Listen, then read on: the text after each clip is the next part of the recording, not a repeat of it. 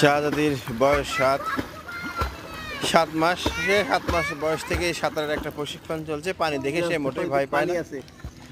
সে বালু চরে পুকুরে পানির মধ্যে খেলা করছে। আমি ধরতে গেলেই সে এসে আমার সঙ্গে সাঁতার কাটা শিখছে, চেষ্টা করছে। খুবই চমৎকার। বাংলাদেশের উপযোগীর জন্য ছোটবেলা থেকে সাঁতার প্রশিক্ষণটা খুবই জরুরি। তাতে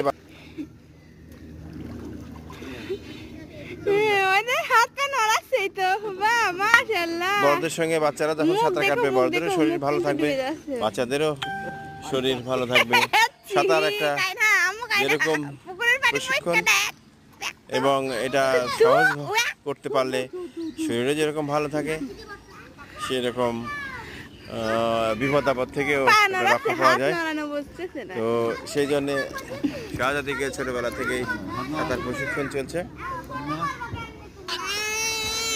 পানির মধ্যে বাচ্চারা খেলতে খুব পছন্দ করে।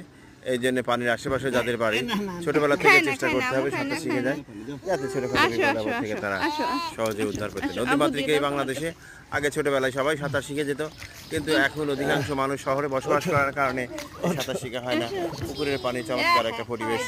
এই যে বালু আছে, বালুর কর্নারে বাচ্চারা বেশ বালুর মধ্যে খেলাধুলা করতে বেশ পছন্দও করে এবং এই পানিতেও বেশ সাঁতার কাটতে পছন্দ করছে। খুবই চমৎকার একটা পরিবেশে এই খেলাধুলার একটা সহজ একটা প্রক্রিয়া হচ্ছে সাঁতার।